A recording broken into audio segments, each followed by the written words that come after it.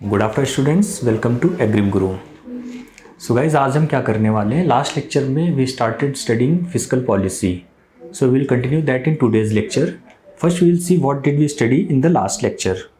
Okay, so in the last lecture we started with what is fiscal policy, the types of fiscal policy and the components of fiscal policy. So in that we studied fiscal policy is basically management of income and expenditure by the government. ये क्यों करती है government? To meet out certain macroeconomic goals. After that we saw there are two types of fiscal policy majorly, expansionary and contractionary.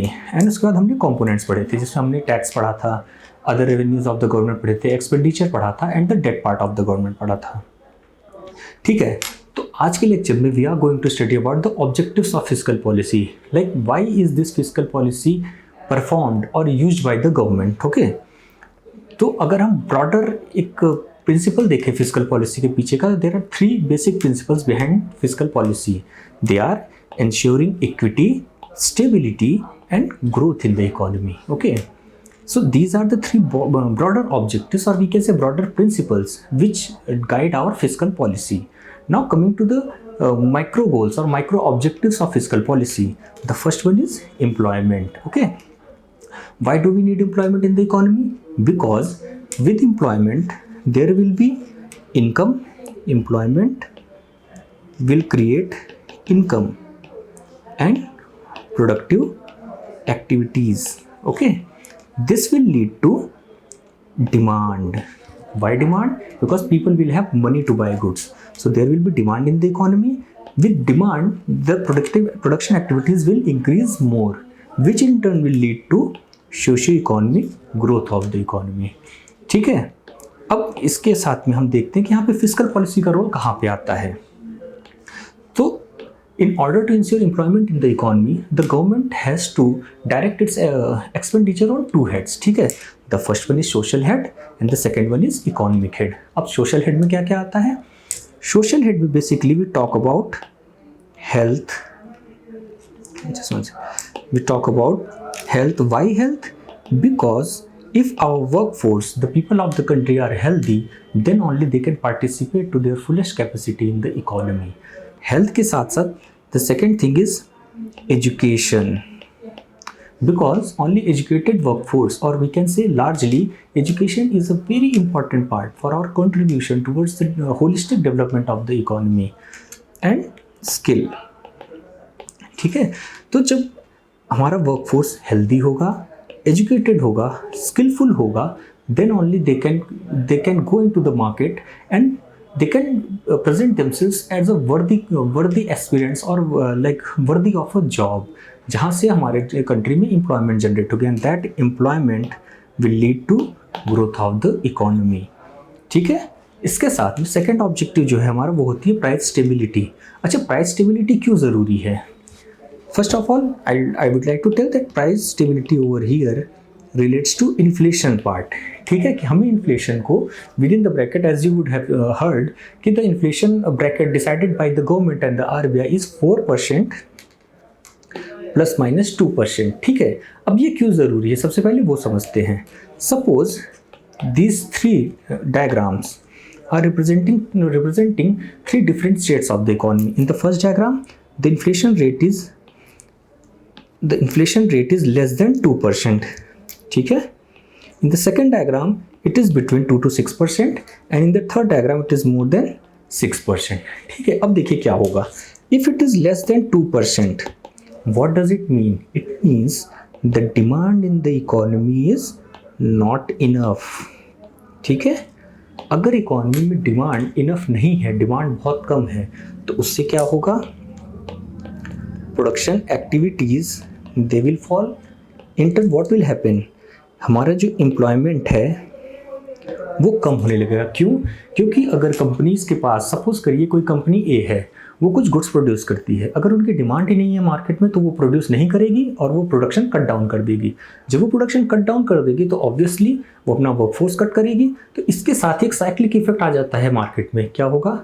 अभी कम लोगों के पास jobs हैं, कम लोगों के पास जॉब्स होने का क्या मतलब है, इनकम डिस्ट्रीब्यूशन कम हो गया है, और उसके साथ साथ गुड्स कम जा रहे हैं मार्केट में, तो यानी कि वहाँ पर से भी जो हमारा इकोनॉमिक एक्टिविटी जनरेट होता है वो भी कम हो गया है। तो in turn overall economic activity जो है वो अफेक्ट हो जाएगी।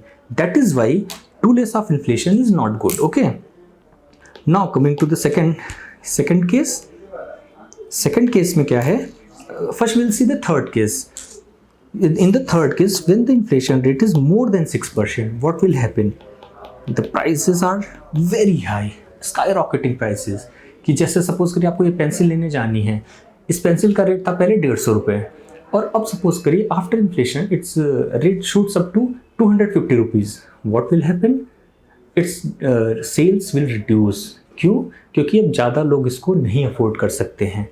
सो if the prices are too less, the prices are too high, the demand will fall, and then again the cyclic activity where the companies will start cutting down on its employment will be cut down. ठीक है, employment के साथ साथ फिर क्या होगा, economy में जो इनकम जनरेशन है वो भी कट डाउन हो जाएगी, और हमारी पूरी इकोनॉमी एक बार फिर से बैडली इम्पैक्ट हो जाएगी. ठीक है, तो इसीलिए गवर्नमेंट का टारगेट होता है कि हम इन्फ्लेशन को हमेशा 2% से 6% के ब्रैकेट में रखें. अब यहाँ पे फिस्कल पॉलिसी का रोल कहाँ आता है?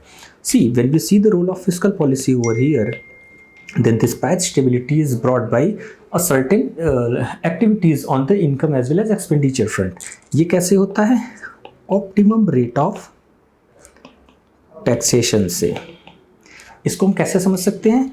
When the inflation rate is less than 2%, यहाँ पर क्या होगा, मार्केट में डिमांड नहीं है, इन्फ्लेशन बहुत नीचे है, तो as we studied in the last class, expansionary fiscal policy will come into play. इससे क्या होगा, मार्केट में मनी बढ़ेगी, and as the money flow in the economy और in the market increases, there will be increase capacity of buying, there will be increase demand, and in turn the whole economy will start moving again. ठीक है. In the third case, when it is more than 6%, what will the government do? It will go for contractionary fiscal policy. क्यों? क्योंकि inflation बहुत ज़्यादा है. वो ये indicate करता है कि there is too much demand in the economy, there is too much money flowing into the economy, और the cost is too much of the goods and services. तो यहाँ पे contractionary fiscal policy के through government कोशिश करेगी कि जो money है मार्केट में, ठीक है, वो कम हो जाए, या फिर जो कॉस्ट है वो कम हो जाए. ठीक है. Now coming to the next part, that is economic growth. ठीक है. Now how does the fiscal policy affect economic growth? What happens? Government spendings, its borrowings, like its revenue as well as expenditure, they play a very high role in determining the trajectory of the economy. ठीक है. अब ये कैसे होता है? Suppose करिए कि government ने जीएसटी बहुत ज़्यादा हाई कर दी. ठीक है. तो इससे क्या होगा, इंडस्ट्रीज़ डिस्करेज हो जाएंगी.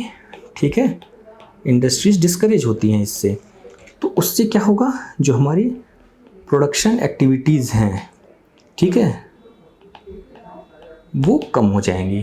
तो इसीलिए गवर्नमेंट फिस्कल पॉलिसी के थ्रू कोशिश करती है कि इसकी टैक्सेशन पॉलिसीज़, इसकी बोरोइंग पॉलिसीज़ या इसकी फिनेंसिंग पॉलिसीज़ इस तरह से अलाइंड हो, so that they work towards the growth of the economy.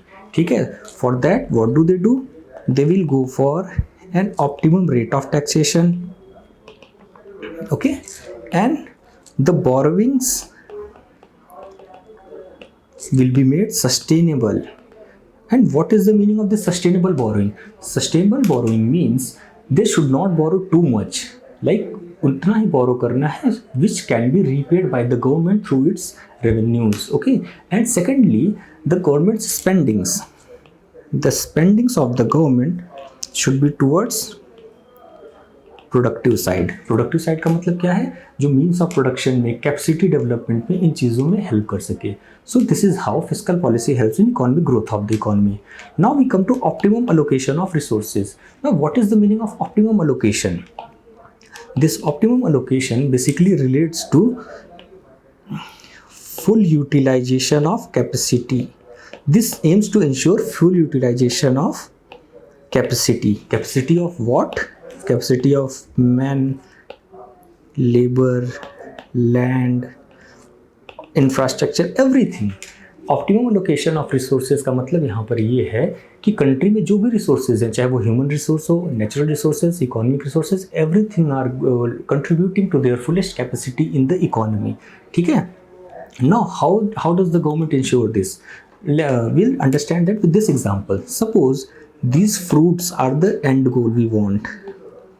Like these fruits represent GDP in good shape, okay, employment in good shape, okay, and these three people, say A, B, C, they represent different sectors or different sections of the society. ठीक है. And these are the resources. ठीक है. So what happens if we compare these three? A is somewhat advantaged with respect to B and C in terms of height in reaching the end goal. ठीक है.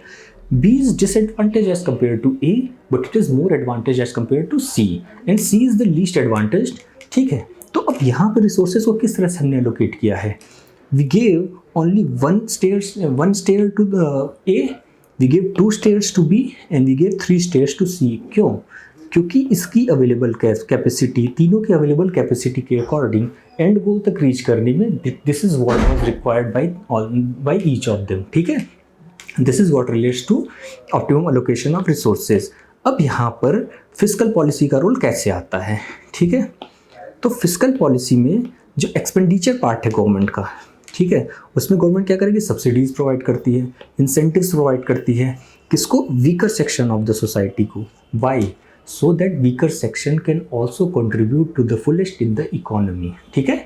So this is all about optimum allocation of resources. Here we can give one example. Suppose there are tribals. what does the government do for them? They provide free education, free health. So what is being done? The resources on education, the spendings on health, they are disproportionately provided to tribals. क्यों? Why am I using the word disproportionately? क्योंकि ये सबको तो free नहीं मिल रहा है. दो इन an ideal situation, democracy should provide it to free for all the parts of the society. But as of now, we cannot afford to provide it free to all, everyone. तो हम free education क्या करते हैं? जो भी disadvantaged हैं उनको provide कर रहे हैं. This is this is where we can see the use of fiscal policy for ensuring optimum allocation of resources. ठीक है. Now coming to the last objective, that is capital formation. अच्छा, इसको समझने से पहले we need to understand what is capital. ठीक है. तो capital basically क्या होता है? Capital is the money or the tangible assets which produce further productive activity. ठीक है. तो कैपिटल में यहाँ पे दोनों चीज़ें आती है. Generally capital is misunderstood with money only, but no, capital is not only about money. Capital is money as well as all those tangible assets. वो इंफ्रास्ट्रक्चर हो, रोड हो, फैक्ट्रीज हो, सॉफ्टवेयर हो, मशीनरी हो, everything comes under the part of capital. ठीक है. Now will see कि fiscal policy का रोल कहाँ आता है कैपिटल फॉर्मेशन में. सी, कैपिटल फॉर्मेशन के लिए सबसे पहले ज़रूरी होता है investment. Because until and unless the companies or the government has money, it cannot create capital. ठीक है. Now, from where does this investment comes? It comes from the parts of savings. ठीक है. And savings कब हमारे पास आएंगी? When the consumption will be less or optimum. इसको एक example के थ्रू समझते हैं. सपोज करिए I have 1000 rupees, okay? And if I spend all the 1000 rupees, will I be able to save anything? No. What I'll be left with is zero money. ठीक है. तो but on the other hand, if I spend only 800 rupees out of those 1000 rupees, what will I be left with? I'll be left with 200 rupees of savings. In the same manner, if the consumption in the economy is reduced, then that can result into savings, and that savings is directed towards investment. ठीक है. इसको हम इस diagram के through भी समझ सकते हैं. See what is happening. The government is ensuring savings. How is it ensuring savings? By reducing consumption. And how is the fiscal policy helping us in reducing consumption? Again, tax rates are optimized. Okay, investments in efficient machinery, etc. ठीक है, इस तरह से consumption को हम optimise कर रहे हैं। जब कंजम्पशन ऑप्टिमाइज हो गया, then what is happening, savings is happening in the economy, and that savings is going into financial institutions or banks.